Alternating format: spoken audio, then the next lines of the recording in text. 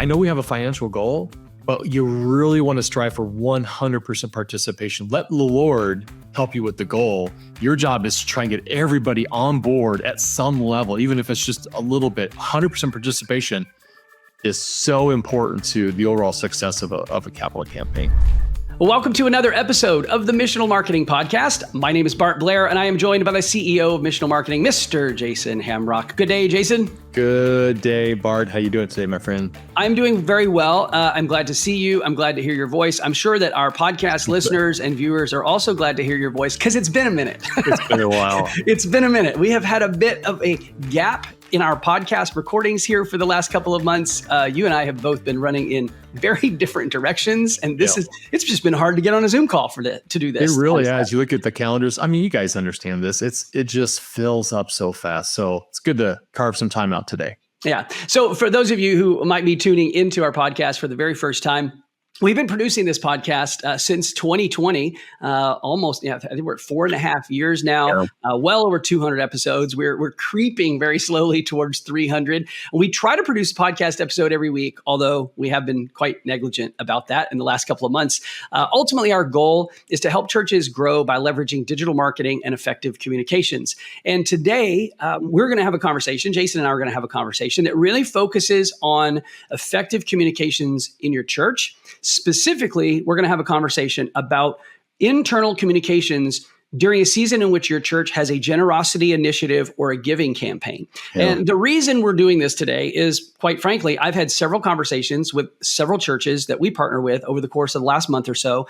And when we've talked about what their plans are for January, February, what's the post-Christmas initiative, a number of them have said, yeah, we're going into 2025 with a giving campaign. Our focus is going to be a little more inward focused in that first quarter before we get to Easter, because we're launching a giving initiative, a building campaign, a giving campaign of some sort. My home church in the Dallas-Fort Worth area, yesterday was the commitment day for a new giving initiative in our church. That's a 2-year giving initiative. It seems like it's all over the place. And you have quite a bit of experience in this, and you've been deeply embedded with one of our church partners over the course of the last year, helping them manage their strategy for their stewardship initiative. So I'm interviewing you today, Jason. I want you to help our audience sort of understand what questions they need to ask and what components they need to include in their framework for their internal communications to make the most out of their giving initiative. So let me start. Let's set this up by, why don't you share a little bit of your background in giving campaigns and initiatives? Because this is not something that's new to you. You've been around this space for quite some time. I have for a long time, about 30 years actually. My mom, I love my mom. She had her own business as a development consultant, and mostly in the parachurch world, mostly with major donor giving. And so my early career was working for her. And so I learned a lot about fund development and donor development and communications and all that kind of stuff early on. So got a lot of experience with it. And then at my church that I used to be a comm director in, one of the things that we all wear lots of hats. One of the things that they came to me with was, hey, we want you to run our $27 million capital campaign. And this is a long time ago. I said, okay. And so I learned how to do that. And since then I've consulted and coached a number of churches in this space. And like you said, actually 2 churches right now, we're winding down one and we're revving up another one that's in this generosity season of doing some type of a capital campaign. So a lot of experience with it. And there's a lot of different methods and strategies out there, but it's a great conversation to talk specifically with comm directors here today. Let me ask you a question, Jason. I know that, a lot of churches will use outside agencies and consultants to help them develop their strategy for their giving campaign, their giving initiative. Can you just shed a little bit of light on maybe some of the different ways that some of those different organizations or different consultants go about even just coaching the church through the giving initiative itself? Yes. So sometimes churches, they'll hire some type of a consultant. That consultant will either come to them and say, okay, hey, this is a more of a coaching type of a situation. And so if you're looking to, you need to raise a few $1 million for some type of a building or something like that, that tends to be a pretty, short run. And then that happens all the time. Maybe it's a new campus. And so you don't want to have a long capital campaign type of a thing. And so you think you can get it done with your big donor, your major donors, and then you bring the entire church. Other organizations will say, hey, do like a one fund. That's a pretty popular thing. And the one fund is where you go to the congregation and say, hey, over the next 2 years, we're going to just do a one fund, meaning that you're going to write down what your tithes are, what you normally give, plus your offering. And that's what you're going to give over the next 2 years. So it's just another way to kind of package it up. Regardless, though, it's one of those things where you have usually a 2-year commitment for the church to get engaged with. And every consultant will say that it's really important you have 100% participation. So even though there's a financial goal out there, I think the bigger goal is get everybody involved at some level and let the Lord work as far as what's going to be, committed for being raised. So, it depends on your culture.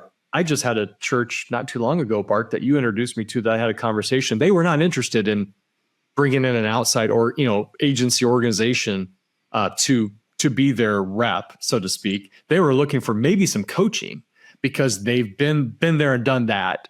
And so they're asking some good questions about, are there any new trends, anything we should be considering? What do we not know that we need to know, without going, let's hire a consultant for the next 2 years that's going to come in and bring in all their strategy and all their programs.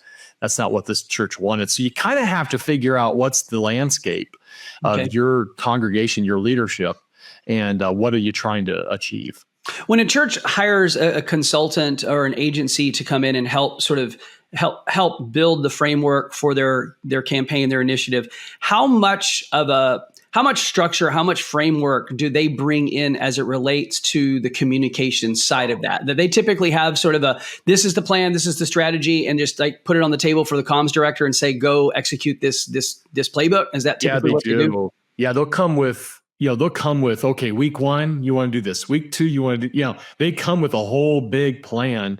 And it's, if it's 2 years, it's not every week, but they come with a pretty big plan. And then your job is to figure out, okay, what's that theme that what's the title of this thing, the theme, testimonies. We go find people in our church that we can get on camera. You got a lot of homework to do. But the cool thing about that is you're not having to guess, okay, what do we do here? What's today? Monday? Okay, what are we going to do today? They come with a plan. You have to go execute on that plan. It's a lot of work, but at least you're not driving blind. You've got a roadmap for where you should be going. And the consultant's job is to make sure that you're saying the right things. That's from the lead pastor all the way down to the comms team. That sounds like it's the lead pastor and the comms team and everybody else. They're saying the same thing moving forward. So a good consultant will bring that energy and bring that clarity to the meetings every single time. If I'm sitting in the communications director seat, or maybe even in the pastor seat, and I'm looking to a consultant or an outside agency to bring me the plan, what are some of the primary key components in that communication strategy that I should be expecting them to be delivered to me?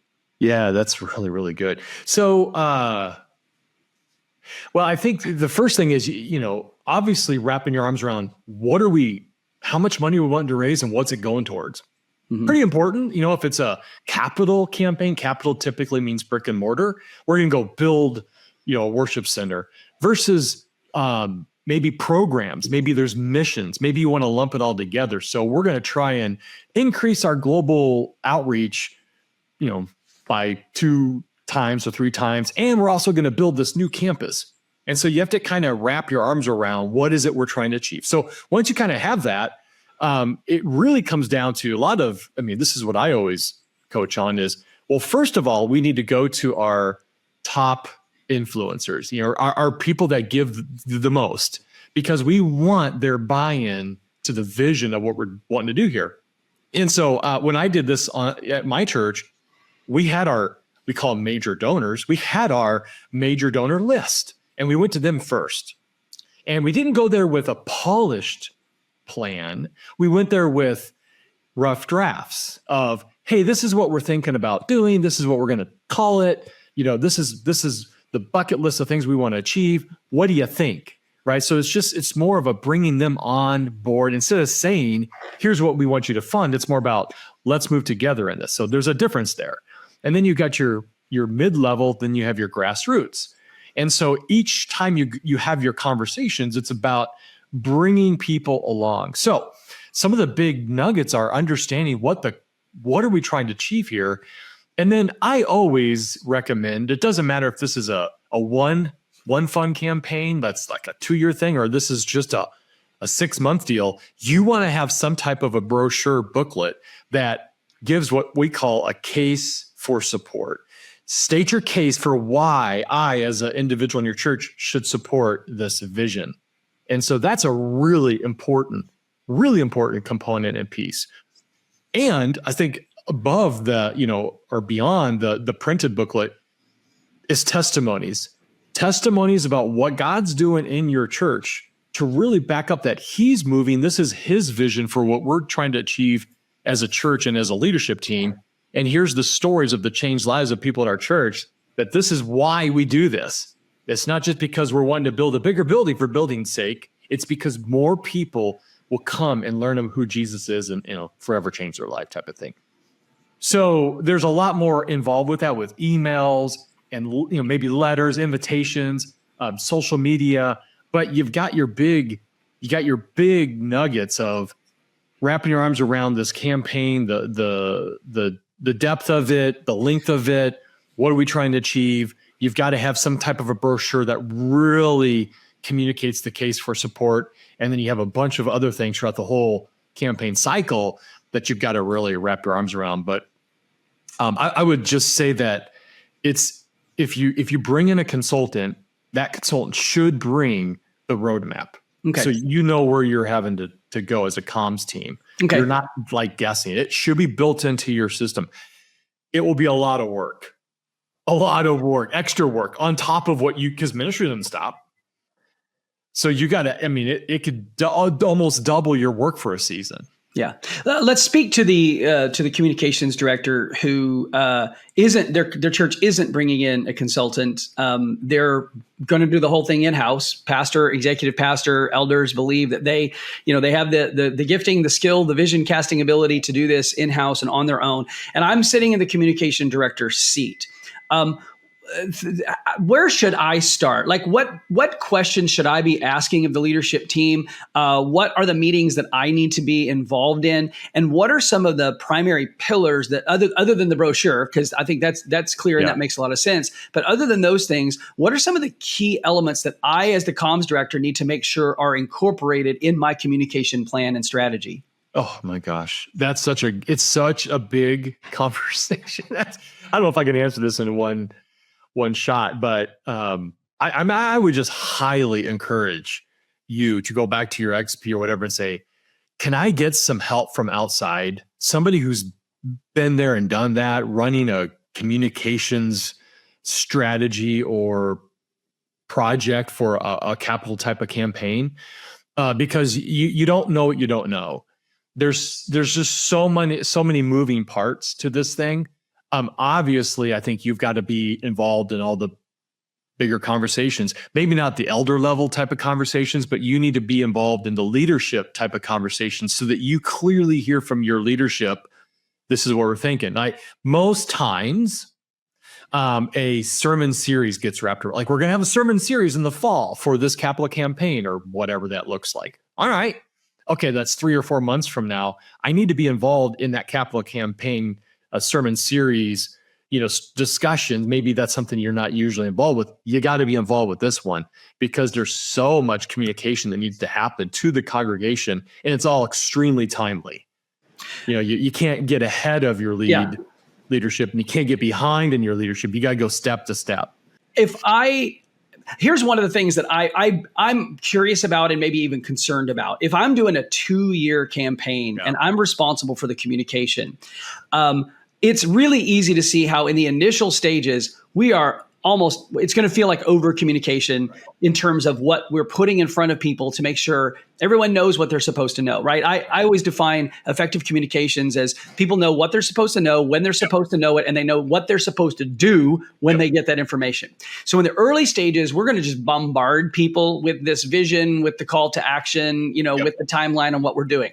Over the course of a 2-year span, how do I manage that communication, that flow, right? Like, do I go weekly? If we're in month 6 or month 9 or month 15, should I have something going out weekly? Should it be daily? How often am I communicating to people what we're doing? And I have a follow-up question to that as well. Yeah. So if it's like a 2-year campaign, that's 8 quarters, right? Yeah.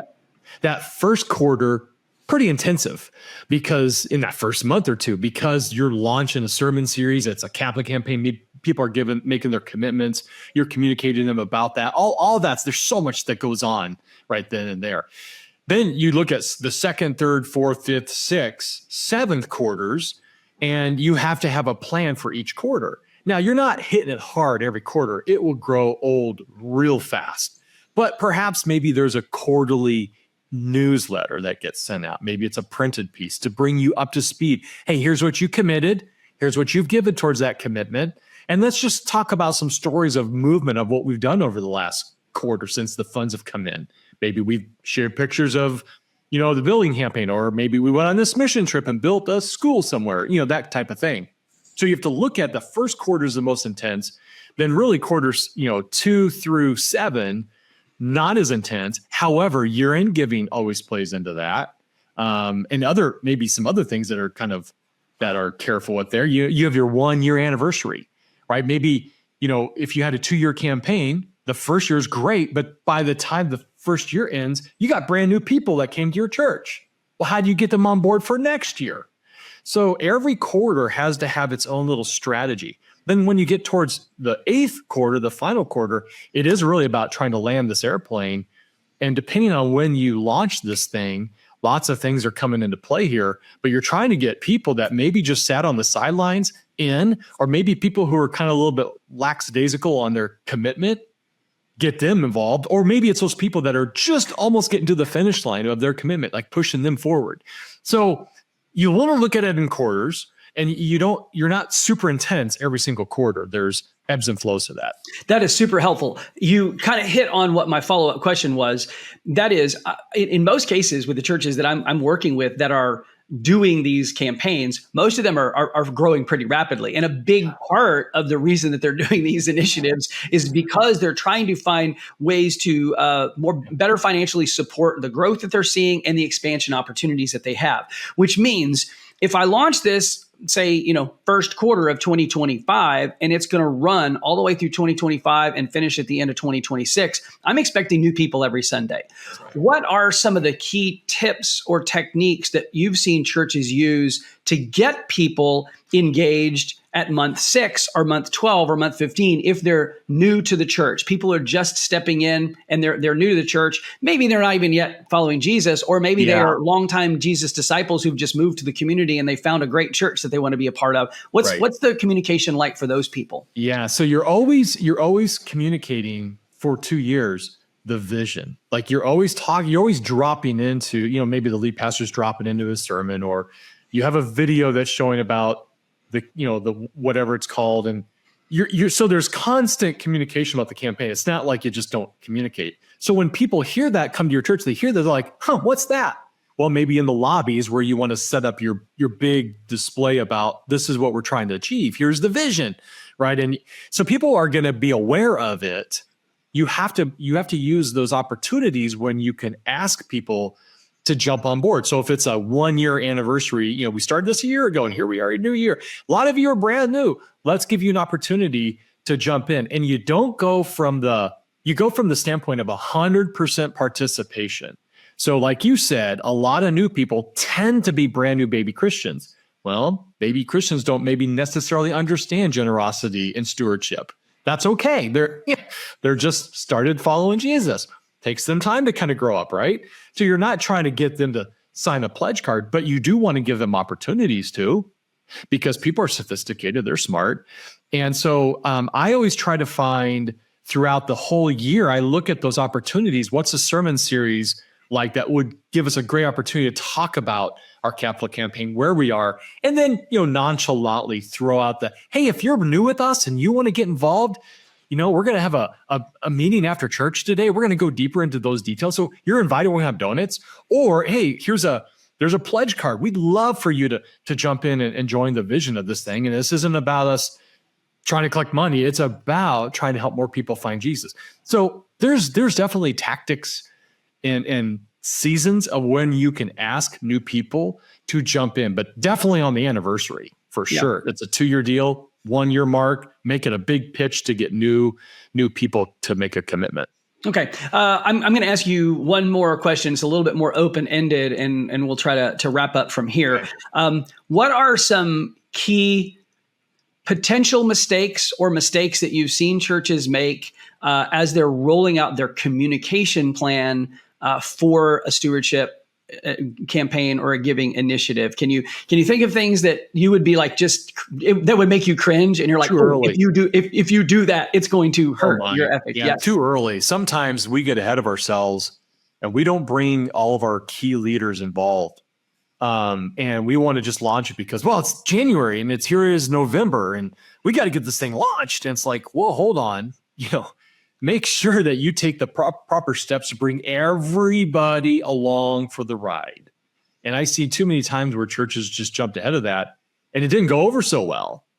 And they didn't reach their goal because they didn't plan ahead of time to give enough time for people to come up to speed. You're dealing with people who are going to sacrifice and give you a bunch of money.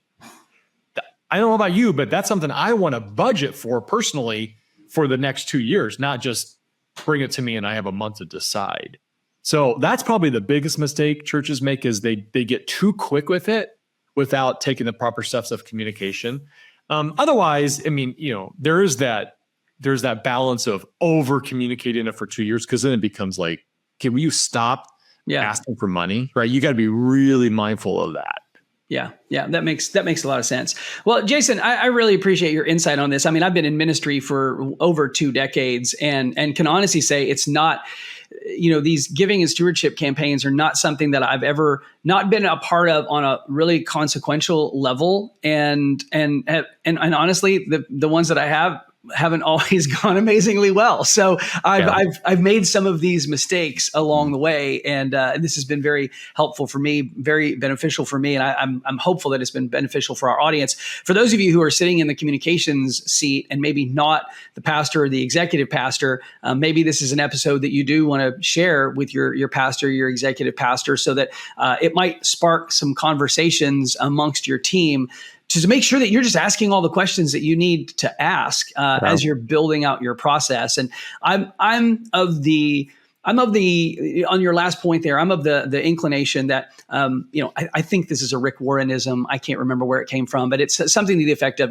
most pastors, church leaders overestimate what they can accomplish in a year and underestimate what they can accomplish in 10. Now that's kind of a big picture thing, but I think what it's done to me is it's given me cause to pretty much slow down in everything that I do in ministry, rather than race to the finish line or race to the start line, and make sure that I give myself plenty of opportunity to think through what I'm doing and the way that I'm doing it so that I'm most effective when I hit that launch. So I think that's really, really great advice. Any parting advice or parting shots for our audience today? Yeah, you got to get you really want to get some coaching.